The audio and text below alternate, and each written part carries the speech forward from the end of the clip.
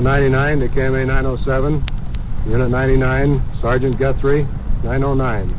In service and on the air. This is Sergeant Bruce Guthrie of Unit 99 at Headquarters, Police Department, City of Sacramento, California. My detail is to ride in Unit 99, our tape recorder-equipped radio car, and to respond whenever the dispatcher transmits a signal to one of our other units on duty somewhere in the city. At the scene, we make the recordings which we provide for this program. Now, to tell you more about Unit 99, here's our chief, James V. Hicks, Sacramento Police. Unit 99 is a regulation radio patrol unit of the Sacramento Police Department, cruising the streets with a tape recorder. Sergeant Guthrie is on duty and works for your protection, as every police officer does. He can and does make arrests. His orders are to respond to the radio call. You go with him, and what you hear is real. Police, criminals, victims, and witnesses are all real. And whether an arrest is made or the subject released, what happens is real. Make no mistake about that. Now to Unit 99 and Sergeant Bruce Guthrie on duty. Looks like the officers in the squad car are having some trouble. They've just had to pull a boy out of the car. We're going to see what's happening here.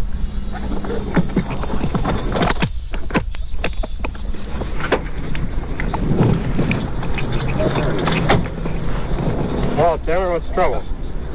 Well, no, we drove up here to the stop sign, saw these two cars driving fast down the street here, and this fellow here pulled across through the... As soon as he stopped here, this boy jumped out and jumped into his car and started beating him. And this boy pulled on across the intersection and stopped. This boy that you have in the car started beating him? So we haven't gotten the details yet. Haven't got down to the details. Well, let's go talk to the man that was driving the car and find out what his story is. Hello, Walter. I didn't want to start any trouble, so I turned off. And they followed me. You cut him off? No, I didn't cut him off. You say you pulled up to a stop sign? We pulled up to a red light. Then what happened? And the light turned the color as we come up to it. And there was a car in front of me. Yes? And they were behind me. They'd give me the razz at one stop sign, see. Mm-hmm. Then what happened? And, excuse me, I'm shaking. I mean, I'm no kidding. I mean, you have somebody jump over your seat like that. And so they were playing me along. Mm-hmm. What'd they say? Did they say anything? They razzed me. I mean, I'm by myself. I have my top down. I'm driving a convertible. And you know what a convertible is? I mean, you're a policeman. So, anyway, so this car's in front of me. And so they razzed me at this stop sign. So anyway, I pulled ahead of them, and I wasn't dragging them or nothing. I mean, I just pulled ahead of them. So this car, I don't know how it happened, but anyway, I got in front of them. Mm-hmm. And where was this at? This is right up here. I turned at 24th and Broadway. This is between 30th. This is between 28th and 24th. So when we come to 24th and Broadway, I turned because I figured, well, there were two guys in the car and they were going to start trouble. And I knew it. So I turned. Well, they were out on the outside lane. And I was the inside lane, and I turned, and they cut over, and they turned and followed me. So I turned back on X Street, or what it is now, X Street, I guess, on one of the railroad tracks. I turned back, and I went back to about 26, and they still followed me, and they started saying, you know what the usual sayings are. They followed me.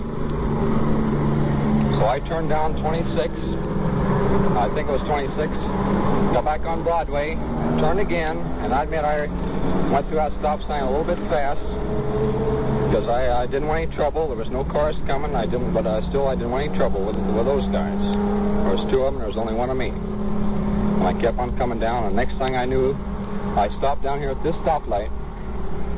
I mean, I wasn't going to go through it. It's a main thoroughfare through here. Yeah. And next thing I knew, there was a guy on top of me, and the next thing I knew, you guys pulled him off. That's all I know, and I don't know what I would have done if you hadn't. Do you know this fella? I had never seen him before in my life. I mean, I'll tell you the honest truth, I haven't even seen him yet.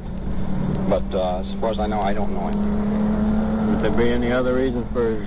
Oh, I don't know of any other reason why. I don't want to say anything against him. I don't think I did anything to provoke him, but nevertheless, I'll wake up in the morning and I'll know it. What did he actually do to you? In my car? Yes, you say that he came over the back seat at you? I came to the stop sign right there. Yes. And the light turned green. Before I got across the street, the guy was in my back seat and over my front seat, and he was swinging at me. It looks like he has hit you in the mouth. You're bleeding. He's hit me in the mouth, and he has hit me in the eye, and he's hit me on the cheekbone. Now, I don't want to say anything against the guy.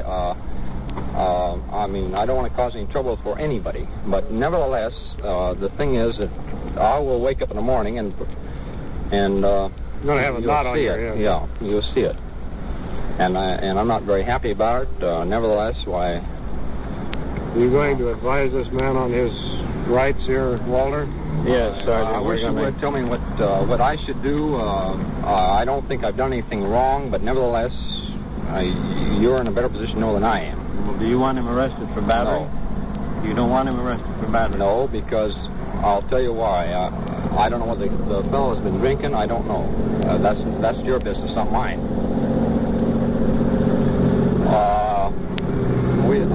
I read so much about in the papers about this kind of things, and these wild kids. I've been out of high school now for about 10 years, but I've read so much in the paper about these kind of things going on and what you guys have been going up against that I don't know what to tell you. I understand it's something that although I think the kid should get a good scare, why... The only way we're able to stop things like this is with the cooperation of the rest of the citizens. So you're putting the police department in a bad position. The man has committed a battery on you. Now, it's up to you to have the man arrested. If you want it to be stopped... How much is it going to cost me? It's not going to cost you anything. The only thing you're going to have to do is appear in court and testify against him if he pleads not guilty. However, the officers both saw the action. They saw the man beating on you, and they pulled him off of you. I know. You, as a citizen, should have the man arrested so that it would protect other people. It'll show these kids that they can't get away with this kind of stuff. Well, tell me this. Will it show these kids, or will it make them worse? That's the thing I'm interested in. I think it would help in this particular situation. It might I mean, here's the thing. Has the kid been drinking? That wouldn't make it well, yes, right. It would. Well, no, it wouldn't make it right. It wouldn't make it right, but has the kid been drinking? If he has, it would make a difference. If he was sober, I would swear it in a minute. But if he's been drinking, I mean, that's a different situation. Well, we'll go over and talk to this other boy. You wait here a minute until we find out what his side of the deal is, okay? All right. I'm very happy.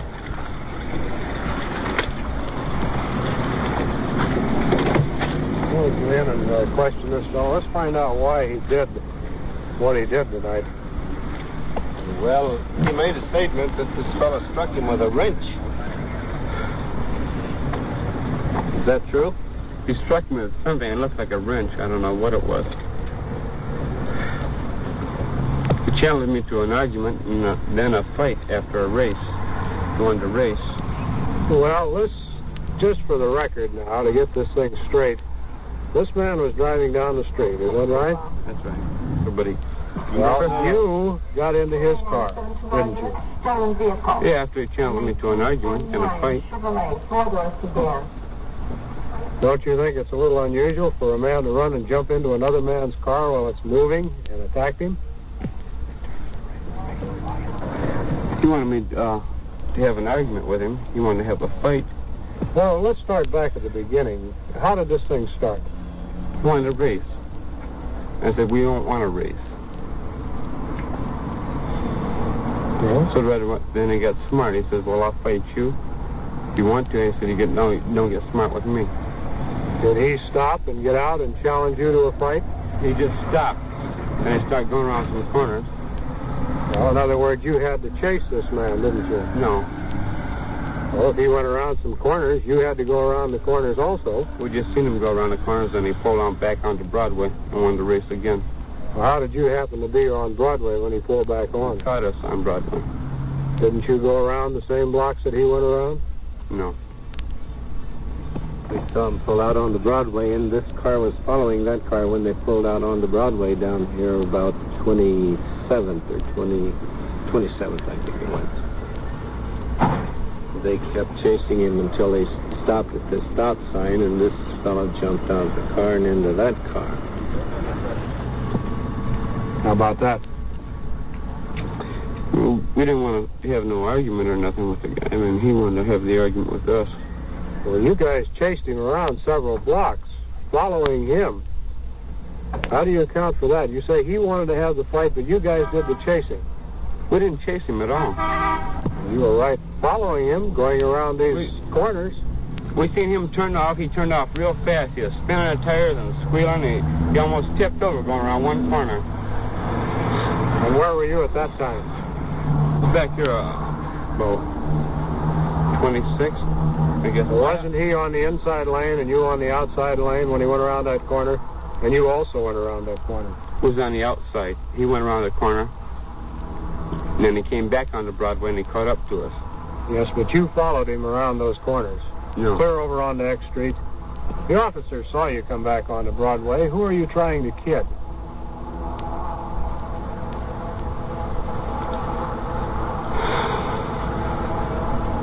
I'm not trying to kid no one. Well, you're certainly trying awfully hard. What's the reason behind it? You don't follow a car around and jump into the man's car and start beating on him. The reason that I hit him because he hit me. He hit me with something first. Just how could he hit you when you jumped into his car as he was driving down the street? He threw something at me.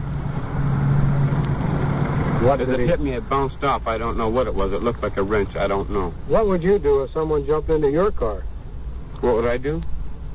I don't know what I'd do. I'd try to protect myself. That's all I could do. Don't you think that's what he was doing then?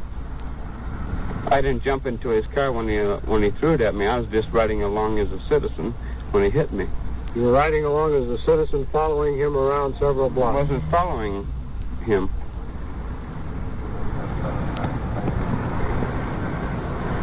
You did hit the man. After he hit me, I was trying to protect myself, too. You tried to protect yourself by jumping out of your car, jumping into his, and beating on him. After he challenged me to a battle and threatened me, yes. Well, what's your conclusion, Walter? What are you going to do? Well, we're going to have the citizen sign a complaint, and we'll put him under arrest. What's the charge? Battery. The reluctance of this victim to press a charge is somewhat difficult to understand. The only assumption, therefore, is that neither party was telling the complete truth. Subsequently, however, he signed a battery complaint, and the aggressor in the case was fined and placed on probation. Unit 5, 910 in the alley, 10th and 11th, S. Sam and T. Tom, 2 juveniles, prowling cars, code 2. Came in on 7. Unit 5 just got a 910 call. 2 Mexicans in an alley prowling cars. Let's go over and see what it is.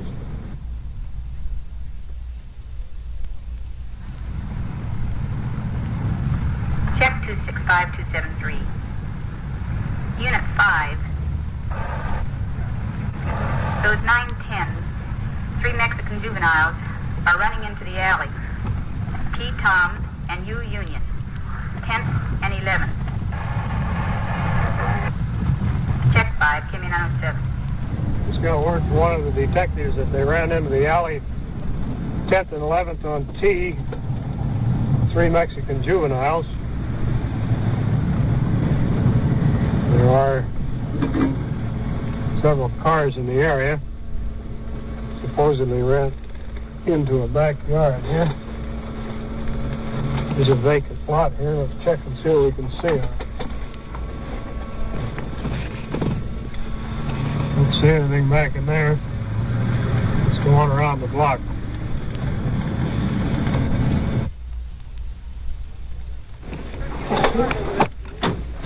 Looks like they've got somebody. They run from here, right here, and they run over into the house over, and I mean to the yard over, and I went through the alley, and they never did come out. Where'd you first jump them up? Right here at the alley here. They were coming out of the alley where they were reported prowling the cars, and they'd come out of the alley, and just as soon as they spotted us, they started running. Where'd you pick this kid up? This one was picked up right across the street over there, hiding behind a tree, and the other two, I believe, went into a yard over in there. Got another car over there checking now. We'll just keep checking the area. Stanley, what's doing? What's doing? This kid and this girl here, you happen to recognize him. It's his brother. They were all in the alley there. I think maybe they're trying to pick up a car. You sure that these aren't the two that were... No, we've seen two break and run from here. I think there's one more left we have to get. Well, the other cars are checking around the area over there. Are you going to question this kid at all? Yeah, we'll question him. They all live over on the other side of town. They have no business around here anyway. You want to talk to him now? Yeah. You want to come out here, young lady?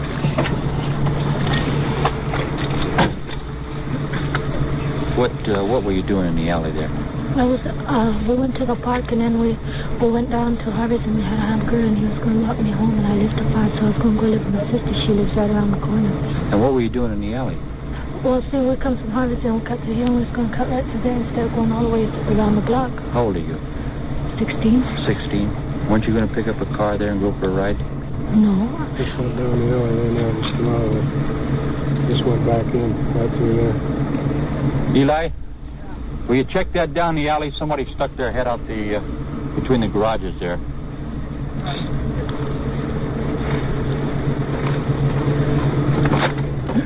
How many kids were with you tonight? Just my guy and Blackie. We was down at the park. Well, what did they run for? We didn't run. Well, the other two ran. I don't know what other two you're talking about. Well, this boy here we have in the car, wasn't he with another fellow? No, he was with us. He was with you? Mm-hmm. And what was he hiding behind the tree for when we drove up? I don't know. And what did he run 2 blocks away when we caught him? Can you tell us that? I don't know. Well, where was he going? Well, they was going to take me home, and then they were going to go home. How are they going to take you home? I live right around the... I was going to go home, but it's too far to walk because I might get picked up. Mm-hmm. And so, because after curfew, so I was going to go stay at my sister's house. I see. Well, I think we'll have to take you down and let the juvenile officers talk to you. Okay. You want to come out here? Can you step back in the car, please? What were you doing down in the alley? In the alley? I was walking her home. And where does she live? And she lives way over there, but her sister lives over there. Oh, I see. Where were you tonight? In the park. In the park? Yeah. How many were with you? Just us 3. Just the 3 of you? Yeah. You sure about that? Yeah, I'm sure. You mean we didn't see 2 other fellows run away? Well, I don't know. You don't know about that? He was with me. And what was your brother doing out here and you 2 in the alley? Well, I don't know. I think he got scared and cut out because it was after curfew. Uh-huh. What was he scared of? There was nobody in the alley. Well, I don't know how come he's scared. He's scared of you guys. Mm-hmm. How old are you? 17. 17. You ever been in trouble before? Yeah. What for? Burglary. How about car theft? Nope. Never stole a car before? Just burglary? Yeah. I think we'll let the juvenile officers talk to you also. Okay? Yeah. You want to sit up here in the front?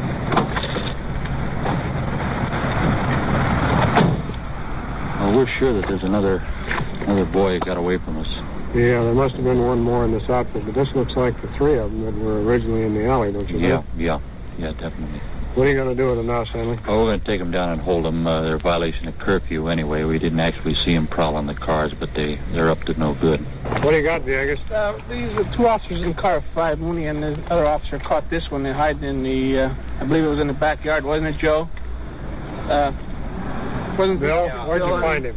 Found him crouched behind some bushes in the backyard on T Street over there. How old are you, son? 15. 15. No, step away from the car there. What were you doing down the alley down in here? Messing around. You ever been in trouble before? Yes, I have. For what? Burglary. Burglary and what else? Stolen bikes. Stolen bicycles. What were you looking for tonight? I don't know. What were you trying those car doors for? Beg your pardon? What were you trying the car doors for in the alley here? I don't know, just messing around, I guess. Looking for anything in particular in the cars? No. Looking for a car to take home? No. What were you looking for? I don't know, just looking. You know these other fellas? Yes, I do. How about the girl? Yes, I do. How long have you known the girl? Oh, not very long. How long have you been with him tonight? Oh, it's about close to 8 o'clock. Close to 8 o'clock. Been in the park all the time?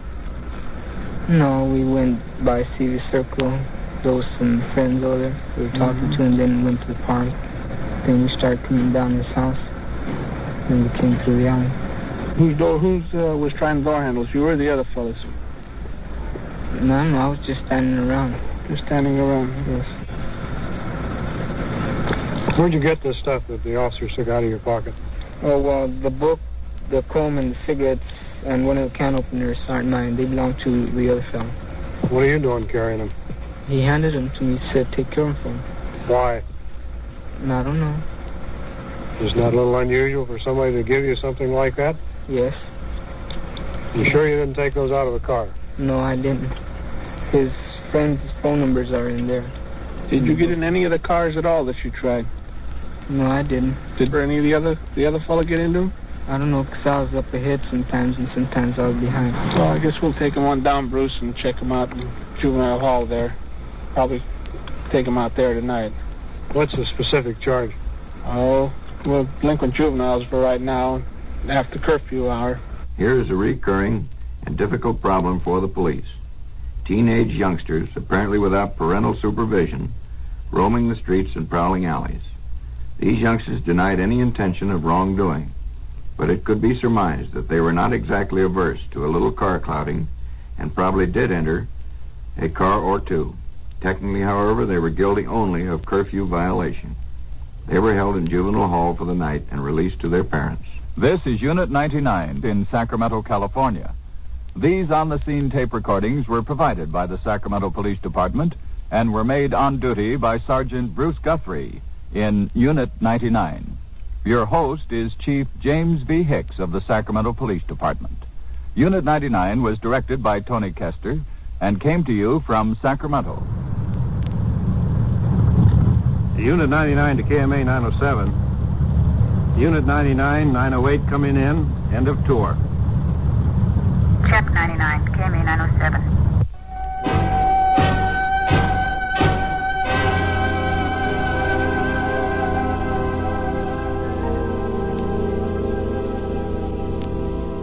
Unit 99 has come to you through the worldwide facilities of the United States Armed Forces Radio and Television Service.